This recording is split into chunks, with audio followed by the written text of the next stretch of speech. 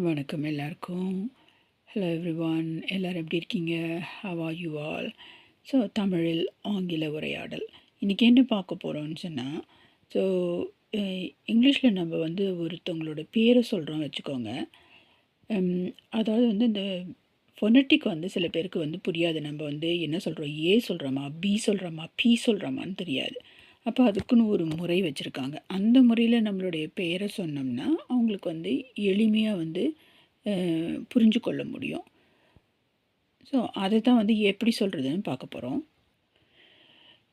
So இது வந்து 1888ஆம் ஆண்டு வந்து இந்த முறை வந்து கொண்டு வரப்பட்டது, கிட்டத்தட்ட 19வது நூற்றாண்டில். ஏன்னா வந்து நம்ம பேசுகிறது வந்து இப்போ எம்மு சொல்கிறோமா, என்னு சொல்கிறோமா, இல்லை எஸ் சொல்கிறோமா, எஃப் சொல்கிறோமா அப்படின்றது புரியாது இல்லைங்களா? ஸோ உதாரணத்துக்கு இப்போ இராணுவத்தில் இருக்கிறவங்க, மிலிட்டரியில் இருக்கிறவங்க தொலைபேசியில் பேசுகிறாங்க, இல்லை வேறு கம்யூனிகேஷனில் பேசுகிறாங்கன்னு சொன்னால் அவங்க என்ன பேசுகிறாங்கன்றது புரியாது இல்லைங்களா? இதுக்காக தான் வந்து இந்த சிஸ்டத்தை கொண்டு வந்தாங்க. இதுக்கு வந்து இதை தமிழில் எப்படி சொல்லலான்னா, சர்வதேச தொலைத்தொடர்பு ஒன்றிய தரநிலை ஒலிப்பு எழுத்துக்கள்னு சொல்லலாம். இது ஆங்கிலத்தில் சொல்கிறதா இருந்தால் the international telecommunications union standard phonetic ஆல்ஃபபெட்னு சொல்லுவாங்க. ஃபொனட்டிக்னால் வந்து நம்ம உச்சரிக்கிறது. ஸோ இப்போ உங்களுடைய பேர் அணுன்னு வச்சுக்கோங்க. அப்போ நீங்கள் ஏ சொல்லணும் இல்லைங்களா? அவங்களுக்கு ஏ சொல்கிறீங்களா, கே சொல்கிறீங்களா அப்படின்றது அவங்களுக்கு புரியாது. அப்போ நீங்கள் என்ன சொல்லலாம், ஏ ஃபார் ஆல்ஃபா, இல்லைன்னா நீங்கள் விரும்பினா ஆல்ஃபான்னு சொல்லலாம். ஏ ஃபார் ஆல்ஃபா. ஸோ இல்லை உங்களுடைய பேர் வந்து பாலகுமார்னு வச்சுக்கோங்க. அப்போ நீங்கள் பி துவங்குறீங்க. அப்போ வந்து நீங்கள் பி ஃபார் ப்ராவோ, அல்லது நீங்கள் என்ன சொல்லலாம், ப்ராவோ ஆல்ஃபா. ஏன்னா பாலகுமார்னும் போது என்ன வருது, பிஏ வருது இல்லையா? ஸோ ப்ராவோ ஆல்ஃபா அப்படி சொன்னிங்கன்னா அவங்க கரெக்டாக பிஏன்னு எழுதுவாங்க. ஸோ அடுத்தது C for Charlie, D for Delta, E for Echo. So உங்களுடைய பேரில் எஃப் வருதுன்னா எஃப் ஃபார் ஃபாக்ஸ்ட்ராட்.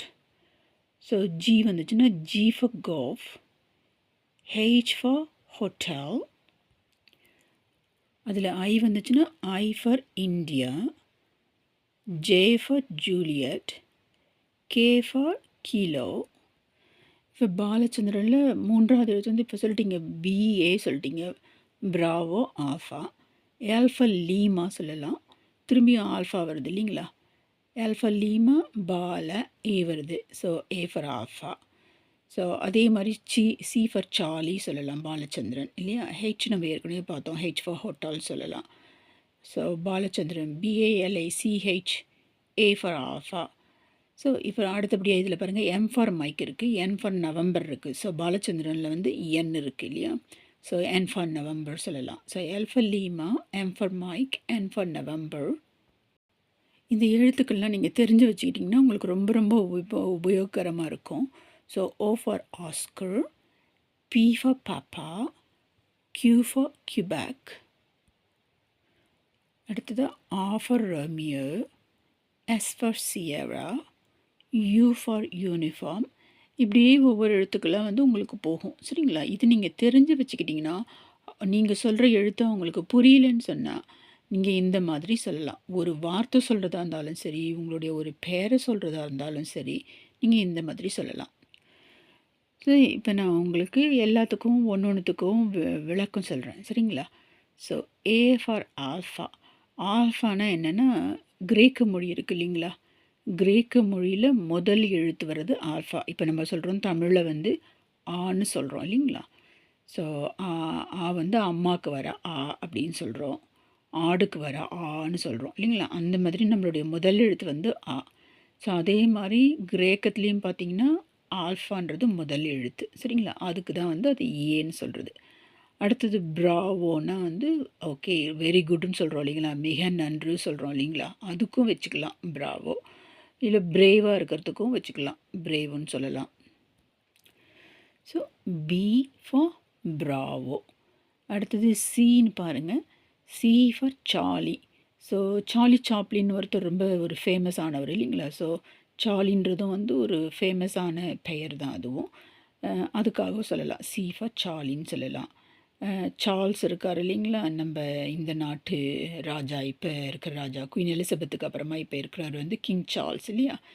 ஸோ அதை வந்து ஒரு நீங்கள் வந்து ரொம்ப அன்பாக நம்ம இப்போ ஊர்லலாம் நம்மளுடைய பேருங்கள்லாம் சுருக்கி சொல்லுவோம் இல்லைங்களா? அம்மு குட்டி ஓடிவாங்க அப்படின்ற மாதிரி. ஸோ சார்ல்ஸ்ன்றது வந்து சார்லின்னு சொல்லலாம். ஸோ அந்த மாதிரி சி ஃபார் சார்லி. அடுத்தபடியான டி ஃபார் டெல்டா. இப்போ டெல்டான்றது 4வது எழுத்து கிரேக்க மொழியில், அந்த க்ரீக்கில் ஏ ஃபார் ஆல்ஃபா சொல்கிறோம் இல்லைங்களா? அந்த மாதிரி 4வது எழுத்து டி, டெல்டான்றது அவங்களுக்கு. ஸோ அதில் அந்த மொழியை வச்சுருக்காங்க. இவங்க வந்து ஒரு ஸ்டாண்டர்டாக வச்சுருக்காங்க. எல்லாருமே வந்து இதைத்தான் உபயோகப்படுத்துவாங்க.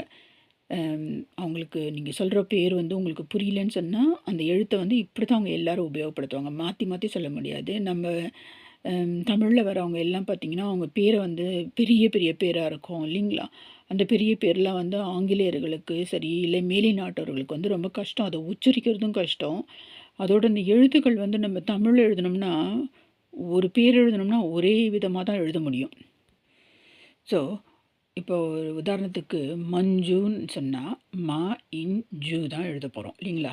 சூ போட போகிறோம். ஸோ இதை தவிர்த்து வந்து நம்மளுக்கு வேறு விதமாக எழுத வேண்டிய இதுவே கிடையாது. ஆனால் இதையே இங்கிலீஷில் நீங்கள் எழுதுறதா இருந்தால் எம்ஏஎன்ஜேயும் எழுதலாம், எம்ஏஎன்சிஹெச்யூவும் எழுதலாம். ஸோ அந்த மாதிரி நிறைய விதத்தில் வந்து இப்போ எழுத முடியும் ஆங்கிலத்தில் உச்சரிப்புகளுக்கு பொறுத்து. இப்போ சாமின்னு வச்சுக்கோங்க. ஸோ சாமின்னா வந்து தமிழில் வந்து சா அண்ட் தென் மீ 2 எழுத்து தான் எழுதுகிறோம் இல்லைங்களா? இதையே ஆங்கிலத்தில் எழுதுறதா இருந்தால் எஸ் ஏ எம் ஐயும் எழுதலாம் சாமின்னு, அல்லது எஸ் ஏ எம் ஒய்யும் எழுதலாம் இல்லைங்களா? வேறு வேறு விதமாக எழுதலாம். இன்னொரு பேர் சொல்கிறேன் பாருங்கள், மூர்த்தின்னு சொல்கிறேன் வச்சுக்கோங்க. ஸோ மூர்த்தியே தமிழில் எழுதுறதா இருந்தால் மூ இர் இத்தி 4 எழுத்து தான். இதையே ஆங்கிலத்தில் எழுதுறதா இருந்தால் நீங்கள் M U R T H Y எழுதலாம், இல்லை எம் ஓஓஆர் டிஹெச்ஒய் எழுதலாம். இன்னும் வேறு எத்தனை விதத்தில் வேணால் எழுத முடியும் இல்லைங்களா? இப்படி இருக்கிற பட்சத்தில் வந்து ஆங்கிலேயர்களுக்கோ மேலை நாட்டவர்களுக்கோ வந்து நம்மளுடைய பெயர்களை வந்து புரிந்து கொள்வது அவங்களுக்கு மிகவும் கஷ்டம். அதனால தான் வந்து இந்த முறையை வந்து அவங்க வந்து ஃபாலோ பண்ணுறாங்க. இந்த முறையை வந்து அவங்க பயிற்சியில் வச்சுருக்காங்க. A for Alpha, B for Bravo, C for Charlie, D for Delta, E for Echo. எக்கோனா எதிரொலிக்கிறது இல்லைங்களா? அதுக்கு தான் வந்து இ ஃபார் எக்கோ சொல்கிறது. F for Foxtrot. ஃபாக்ஸ்னால் வந்து நரி இல்லைங்களா? ட்ராட்னா வந்து நம்ம நடைபாதம், ஒரு எடுத்து எப்படி வைக்கிறோம், காலடி எடுத்து வைக்கிறோம் அந்த மாதிரி. ஆனால் ஒரே வார்த்தையில் ஃபாக்ஸ் ட்ராட்டுன்னு சொன்னால் அது ஒரு நாட்டியம். இப்போ நம்ம ஊரில் பரதநாட்டியம் இருக்குது, கேரளாவில் வந்து கதகளி இருக்குது, அப்புறம் ஒவ்வொரு நாடகம் ஒவ்வொரு நாட்டியம் ஒரு ஒரு இது குச்சிப்புடி இருக்குது இல்லைங்களா? அந்த மாதிரி பலவிதமான நாட்டியங்கள் இருக்கும்போது, நடனங்கள் இருக்கும்போது, ஃபாக்ஸ்ட்ராட்ன்றது மேலை நாட்டில் இருக்கிற நாட்டியங்கள். அது வந்து இது லாட்டினில் இருக்கிற இது. முக்கால்வாசி வந்து இது ஸ்பெயின் அந்த மாதிரி இடத்துல இருக்கிறது. இங்கேயும் வந்து இங்கிலாண்ட்லேயும் வந்து இதை வந்து இந்த டான்ஸை வந்து ஆடுவாங்க. ஸோ எப்படி நம்மளோட தொலைக்காட்சியில் வந்து பல போட்டிகள், பாட்டு போட்டிகள் அல்லது நடன போட்டிகள் வைக்கிறாங்களோ, அதே மாதிரி இங்கே வந்து பிபிசி பிரிட்டிஷ் ப்ராட்காஸ்ட் கார்ப்பரேஷனில் வந்து ஸ்ட்ரிக்ட்லி கம் டான்ஸிங்னு ஒன்று வைக்கிறாங்க. அதில் இந்த ஃபாக்ஸ்ட்ராட் ஒரு டான்ஸ் பண்ணுவாங்க. அதில் நிறைய விதவிதமான டான்ஸுகள் பண்ணுவாங்க. அதில் இதுவும் ஒன்று. ஸோ ஃபாக்ஸ்ட்ராட்ன்றது உங்களுக்கு தெரியும், இப்போ ஒரு நடனம் அப்படின்னு சொல்லிட்டு, மேலை நடனம் சொல்லிட்டு. அடுத்தது ஜி ஃபார் கோல்ஃப். ஜின்றது கோல்ஃப்ன்றது ஒரு விளையாட்டு இல்லைங்களா? நம்ம கிரிக்கெட் விளையாடுற மாதிரி கோல்ஃப்ன்றது ஒரு விளையாட்டு. அடுத்தபடியாக ஹெச் ஃபார் ஹோட்டல். ஹோட்டல்ன்றது உங்கள் எல்லாருக்கும் தெரியும். ஸோ இப்போ உங்களுடைய பெயரில் ஹெச் இருந்துச்சுன்னு சொன்னால் நீங்கள் சொல்லலாம் ஹெச் ஃபார் ஹோட்டல் சொல்லலாம். சுதா, SUDHA அப்படின்னு சொன்னால் S for Sierra, U for Uniform, D for Delta, H for Hotel, A for Alpha. So சுதாவே SUDAவும் எழுதலாம் இல்லைங்களா? ஹெச் இல்லாமலும் எழுதலாம். ஸோ அந்த மாதிரி உபயோகப்படுத்துறதுக்காக தான் இந்த ஃபெனட்டிக்ஸ் வந்து வச்சுருக்குறோம். இப்போ உங்களுடைய பேரில் வந்து ஐ இருந்துச்சுன்னு சொன்னால் ஐ ஃபார் இந்தியான்னு சொல்லலாம். ஆனால் இது வந்து ஒரு நூதனமாக இருக்குது. ஏன்னா இந்தியான்னும் போது ஈ சவுண்டு வருது, ஐன்னும் போது ஐ சவுண்டு வருது.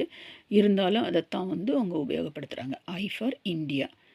அடுத்தது ஜே ஃபார் ஜூலியட். ஜூலியட்ன்றது என்னன்னு சொன்னால் ரோமியோ ஜூலியட்டுன்னு ஷேக்ஸ்பியர்ன்ற ஒரு ஆங்கில எழுத்தாளர். அவர் எழுதினது ஷேக்ஸ்பியர்ன்றவர் எல்லாருக்கும் தெரிஞ்சிருக்கும். ஸோ அவர் எழுதினது வந்து ரோமியோ ஜூலியட்னு ஒரு நாவல் எழுதினார். இப்போ நம்ம இதுலேயும் வந்து நிறைய காப்பியங்கள் நாடகங்கள்லாம் இருக்குது இல்லையா? உதாரணத்துக்கு சிலப்பதிகாரம், ராமாயணம், இதெல்லாம் காப்பியங்கள்னு சொல்லுவோம் இல்லைங்களா? அந்த மாதிரி இது வந்து ஒரு அவர் ஒரு நாடகம் எழுதினார். அதில் வந்தவங்க ஜூலியட்டு. அதனால் அந்த பேரை வச்சுருக்காங்க, ஜே ஃபார் ஜூலியட்டுன்னு சொல்லிட்டு. K for kilo. கிலோன்றது வந்து உங்களுக்கு தெரியும், கிலோகிராம் இல்லைங்களா? ஸோ அதை தான் வந்து கே ஃபார் கிலோ வச்சுருக்காங்க. L for Lima. லீமான்றது வந்து ஒரு பெருநாடுன்னு ஒன்று சவுத் அமெரிக்காவில் இருக்குது. சவுத்துனா தெற்கு அமெரிக்காவில் இருக்கிறது. ஸோ யுனைடெட் ஸ்டேட்ஸ் வந்து நார்த் அமெரிக்கா சொல்லுவோம். அதுக்கு மேலே இருக்குது கனடா. அதுக்கு கீழே இருக்கிறதுலாம் வந்து சவுத் அமெரிக்கா, தெற்கு அமெரிக்கா. அதில் வந்து பெருன்னு ஒரு நாடு இருக்குது. அந்த பெரு நாட்டோட தலைநகரம் வந்து லீமா. ஸோ அதை வச்சுருக்காங்க. ஸோ இப்போ எப்படி இந்தியாவுக்கு வச்சுருக்கோமோ அதே மாதிரி வந்து லீமான்ற ஒரு தலைநகரத்தை, இந்தியா நாடு, லீமான்றது வந்து பெருநாட்டோட தலைநகரம். Alpha Lima. அடுத்தபடியாக இப்போ எம் இருந்துச்சு இல்லைங்களா மஞ்சுவில். ஸோ எம் ஃபார் மைக்குன்னு சொல்லலாம், மதரும் சொல்லலாம். ஆனால் இது இன்டர்நேஷ்னலாக ஃபொனட்டிக் வச்சுருக்கிறது மைக்கு தான் வச்சுருக்காங்க. ஸோ மைக்குன்றது உங்களுக்கு மைக்ரோஃபோனாகவும் இருக்கலாம். மைக்கேல்ன்றது ஒரு நேமு. அந்த மைக்கேலை வந்து மைக்கேல் மதன காமராஜன் ஒரு தமிழ் படம் இருந்துச்சுங்களா, கமலஹாசன் நடித்தது. ஸோ அந்த மைக்குன்றது வந்து மைக்கேலை வந்து மைக்குன்னு ஷார்ட்டாகவும் சொல்லலாம். சரிங்களா? அதுதான் வந்து எம் ஃபார் மைக். அப்புறம் நவம்பர் மாதம் இருக்குது இல்லைங்களா, என் ஃபார் நவம்பர், அதை வச்சுருக்காங்க. ஓ ஃபார் ஆஸ்கர். ஆஸ்கர்ன்றதும் ஒரு ஆண் பிள்ளையோட பெயர். ஆஸ்கர் அவார்ட்ஸும் ஒன்று இருக்குது. ஆனால் இது வந்து மெயினாக வந்து ஆஸ்கர்ன்றது பேர். இப்போ நம்ம எப்படி ராமன், பலராமன் அந்த மாதிரிலாம் வைக்கிறோம் இல்லைங்களா, அந்த மாதிரி ஆஸ்கர்ன்றது ஒரு ஆண் பிள்ளைக்கு வைக்கக்கூடிய பெயர். B for Papa. பப்பான்றது வந்து இது வந்து ஒரு பழங்காலத்தில் வந்து அப்பாவை வந்து பப்பான்னு கூப்பிடுவாங்க. ஃபாதர்ன்னு இருக்காங்க இல்லைங்களா, பப்பா. அது வந்து ஓல்டு இங்கிலீஷு. இப்போ அந்த அளவுக்கு யாரும் வந்து பப்பாலாம் கூப்பிட்றது கிடையாது. மேபி ஃப்ரெஞ்சில் வந்து இன்னமும் பப்பா தான் சொல்லுவாங்க. பப்பா, மாமா அப்படி சொல்லுவாங்க ஃப்ரெஞ்சில். ஆனால் இங்கிலீஷில் வந்து டேட் அதான் சொல்லுவாங்க. பப்பான்றது கொஞ்சம் வெரி ஓல்டு இங்கிலீஷாக இருக்குது. இருந்தாலும் இந்த எழுத்தை வந்து அவங்க உபயோகப்படுத்துகிறாங்க. B for Papa. அடுத்தபடியாக கியூ ஃபார் கியூபேக். கியூபேக்குன்றது கனடாவில் இருக்குது இல்லைங்களா, கனடாவில் இருக்கிற ஒரு சிட்டி கியூபேக்கு. ஸோ அதை தான் வந்து அவங்க யூஸ் பண்ணுறாங்க. Q for Quebec. R for Romeo. So ரோமியோன்றது ரோமியோ ஜூலியட் சொன்னேன் இல்லைங்களா, ஷேக்ஸ்பியர் எழுதின நாடகம். R for Romeo. And then S for Sierra. சியரான்றது வந்து ஒரு மலை. அது எங்கே இருக்குன்னா ஸ்பெயின் அல்லது அமெரிக்காலெலாம் இருக்கிற ஒரு மலை, சியரா நெவாடான்னு சொல்லுவாங்க. அந்த மலை மாதிரி இருக்கிறது அது, அதை வச்சுருக்காங்க எஸ் ஃபார் சியரா. அப்புறம் டி ஃபார் டேங்கோ. டேங்கோவும் ஒரு நடனம். ஸோ நான் சொன்னேன் இல்லையா ஏற்கனவே உங்களுக்கு, ஃபாக்ஸ்ட்ராட்னு ஒரு நடனம் சொன்னேன் இல்லைங்களா, எஃப் ஃபார் ஃபாக்ஸ்ட்ராட். அதில் ஒரு இன்னொரு வகை, அதில் நிறைய டான்ஸ் இருக்குது அந்த லாட்டின் டான்ஸில். இப்போ இப்படி குச்சிப்படி, கதகளி, பரதநாட்டியம் இந்த மாதிரிலாம் இருக்க மாதிரி டேங்கோன்றது ஒரு விதமான நடனம், லாட்டின் நடனம். அதை வச்சுருக்காங்க டி ஃபார் டேங்கோ. அடுத்தபடியாக யூ உங்களுடைய பேரில் இருந்துச்சுன்னு சொன்னால் Sudha. U for Uniform. So யூனிஃபார்ம்னால் நம்ம சீருடை அணிகிறோம் இல்லைங்களா, அதுதான் யூ ஃபார் யூனிஃபார்ம். வி இருந்துச்சுன்னு சொன்னால் வி ஃபார் விக்டர். விக்டர்ன்றது ஒரு பெயர் இல்லைங்களா, விக்டரினா வெற்றி. ஸோ விக்டோரியான்னு குயின் இருந்திருக்காங்க, வெற்றி குயினாக இருக்கும். ஸோ அது வி ஃபார் விக்டர். டபிள்யூ வந்துச்சுன்னா விஸ்கின்றதும் நீங்கள் மது அருந்துவாங்க இல்லைங்களா, நம்மளுக்கு அது தேவையே இல்லை. ஸோ இந்த நாட்டில் வந்துட்டு பல பெயர்கள் வந்து குறிப்பிட்ட முறையில் ஆண்கள் தான் நான் சொல்லுவேன். ஸோ இந்தியாவிலேருந்து வரவங்கள விட, இந்தியாவிலேருந்து வரவங்களும் கொஞ்சம் பேர் இந்த மாதிரி வந்து மது அருந்தி தங்களை கெடுத்துக்கிறாங்க. ரொம்ப பேர் வந்து இலங்கையிலேருந்து வரவங்க வந்து இலங்கை நாட்டில் இலங்கையிலேருந்து இங்கே குடிபெயர்ந்து வந்துருக்கிற இந்த ஆண்கள்லாம் வந்து நிறைய மதுவெல்லாம் அருந்தி அருந்தி அவங்களுடைய உடலையும் பாழாக்கிக்கிறாங்க, அவங்க குடும்பத்தையும் பாழாக்கிக்கிறாங்க. ஸோ இந்த நாட்டுக்கு வந்தோம்னா இந்த நாட்டில் என்ன நன்மைகள் இருக்குன்றத முதல்ல பார்த்தா அதை தெரிஞ்சுக்கணும். முதலாவது அவங்களுக்கு ஆங்கிலமே சரியாக பேச மாட்டாங்க. ஆனால் வந்து மது அருந்துறதுக்கு கற்றுக்குறாங்க. ஸோ அதையெல்லாம் விட்டுட்டு நல்ல பழக்கங்களை கற்றுக்கணும். எப்பொழுதுமே வந்த உடனே நம்ம இந்த நாட்டுக்கு வந்திருக்கோம், எப்படி சரளமாக ஆங்கிலம் பேச முடியும், நம்ம முயற்சி செய்யணும். ஸோ மேலை நாடுகளில் வந்துட்டு இங்கிலாந்து நாட்டில் வந்துட்டு நீங்கள் இங்கிலீஷை பேசாமல் நம்ம மது இருந்துக்கிட்டு இருந்தால் அந்த காரணத்துக்காகவா நம்ம இங்கே வந்தோம் இல்லையா? ஸோ அதனால் சில பேர் வந்து தேவையில்லாத செயற்களை ரொம்ப இங்கே கற்றுக்குறாங்களே தவிர தேவையுள்ளதை வந்து கற்றுக்கொள்ளாமல் அவங்களுடைய வாழ்க்கையை வந்து அவங்க வீணாக்கிக்கிட்டு இருக்காங்க. ஸோ அதனால் டபிள்யூ ஃபார் விஸ்கின்றதுனால நான் இங்கே சொல்ல வந்தேன். அந்த காலத்தில் எதுக்காக மது அருந்துனாங்கன்னா இந்த நாட்டிலலாம் வந்து மேலை நாடுகளில் ரொம்ப ரொம்ப ரொம்ப குளிராக இருக்கும். பார்த்திங்கன்னா ரொம்ப இப்போது அதாவது ஒரு ரொம்ப காலத்துக்கு முன்னாடி சொல்கிறேன், ஒரு இப்போ என்ன நம்ம 2000 இருக்கோம் இல்லைங்களா? இதுக்கு முன்னாடிலாம் வந்து ரொம்ப ரொம்ப ரொம்ப ரொம்ப குளிராக இருக்கும், கடுமையான குளிராக இருக்கும். அப்போ இந்த குளிரை தாண்டுறதுக்கு வந்து கிட்டத்தட்ட ஒரு 40, 50, 1940, 1950 அதுக்கு முன்னாடி இருக்கிற நாடுகள்லாம் வந்து ஆண்டுகள் எல்லாம் வந்து ரொம்ப குளிராக இருந்துச்சு. அப்போ வந்து இந்த மக்கள் குளிரை தாங்கிறதுக்காக கொஞ்சம் போல் அந்த மதுவை அருந்துவாங்க. அதை வந்து இப்போ வந்து அவ்வளோ அளவுக்கு குளிரே இல்லை. இப்போ வந்து நம்ம சொல்கிறோம் குளோபல் வார்மிங் சொல்கிறோம் இல்லைங்களா? உலகத்தில் எல்லாமே ரொம்ப வந்து சூடு ஏறிக்கிட்டே இருக்குது. என்ன சொல்கிறது, சுற்று வர சூழ்நிலையில் பொல்யூஷன் நிறைய மாசுகள் கலக்கிறதுனால வந்து உலகம் வந்து ரொம்ப சூடேறிக்கிட்டே இருக்குது. அதனால அந்த அளவுக்கு குளிர் இல்லைங்க. இருந்தாலும் குளிர் இருந்தாலும் அந்த அளவுக்கு அந்த 1960, 50, 40 ஆண்டுகளுக்கு முன்னாடி இருந்த அளவுக்கு குளிர் வந்து இப்போ கிடையாது. ஸோ 1960னா கிட்டத்தட்ட எத்தனை ஆண்டுகள் ஆகுது? இப்போது 40, நம்ம 2025 வந்துட்டோம். 65 ஆண்டுகளுக்கு முன்னாடி சொல்கிறேன் நான். ஸோ அதுக்கு முன்னாடியெல்லாம் இருந்தபோது நிறைய குளிர் இருந்துச்சு சரிங்களா? அதனால் வந்து அந்த பழக்கத்தை வந்து இப்போ நம்ம விட்டுட்டு இங்கே வந்த உடனே நம்ம எப்படி முன்னேறணும், நம்ம எப்படி படிக்கணும், எப்படி ஆங்கிலம் சரளமாக கற்றுக்கொள்ள வேண்டும், அந்த மாதிரி ஒரு நல்ல செயல்களை வந்து எல்லாருமே செய்யணும் அப்படின்றது புரிஞ்சுக்கணும் எல்லோரும். ஸோ டபிள்யூ ஃபார் விஸ்கி ஓகேங்களா?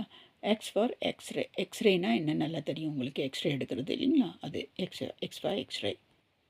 அதுபடியாக ஒய் ஃபார் யாங்கி. இந்த யாங்கின்றது என்னன்னு சொன்னால் அமெரிக்காவில் வந்து அந்த வட மாகாணத்தில் இருக்கிறவங்க மக்களை வந்து ஆங்கில மக்களை வந்து யாங்கின்னு சொல்லுவாங்க. ஏன் சொல்கிறாங்கன்னு தெரியல, அதுக்கு ஒரு வரலாறு இருக்கும். ஸோ யாங்கீஸ் அப்படின்னு சொல்லுவாங்க. அப்புறம் ஜெட் ஃபார் ஜூலு. இது ஏன் அமெரிக்கன் இங்கிலீஷில் சொல்கிறது வந்து ஜீன்னு சொல்லுவாங்க, ஜெட்டுன்னு சொல்ல மாட்டாங்க. ஜி டிவி இருக்குது இல்லையா, அமெரிக்கன் இங்கிலீஷ் மாதிரி ஜி டிவி. ஆனால் வந்து யூகே இங்கிலீஷில், பிரிட்டிஷ் இங்கிலீஷில் ஜெட் தான் சொல்லுவாங்க. Jet for Zulu. ஜூலுன்றவங்க வந்து சவுத்தில் தெற்கு ஆஃப்ரிக்கான்னு ஒன்று இருக்குது இல்லைங்களா, தென்னாப்பிரிக்கா. அங்கே இருக்கிற நாட்டில் இருக்கிற மக்களுக்கும் அவங்களுடைய பேசுகிற மொழிக்கும் பேர் ஜூலு லாங்குவேஜ், ஜூலு மொழின்னு சொல்லுவாங்க, ஜூலு மக்கள்னு சொல்லுவாங்க. அதுக்காக இதை வச்சுருக்காங்க, ஜெட் ஃபார் ஜூலு. இப்போ உங்களுக்கு வந்து நல்லா தெரியுது என்னென்ன மாதிரி இது உபயோகப்படுத்தணும்னு சொல்லிட்டு. A for Alpha, B for Bravo, C for Charlie, D for Delta, E for Echo, F for Foxtrot, G for Golf, H for Hotel, I for India, J for Juliet, K for Kilo, JKL, L for Lima, M for Mike, N for November, LMNO, O for Oscar, P for Papa, Q for Quebec, OPPQS for Sierra, T for Tango, STU for Uniform, V for Victor, W for Whiskey, WX for X-ray, Y for Yankee, Z for Zulu. இதெல்லாம் வந்து நீங்கள் நல்லா படித்து நல்லா தெரிஞ்சுக்கோங்க. நான் உங்களை மீண்டும் சந்திக்கிறேன். பாய் எவ்ரிவான்.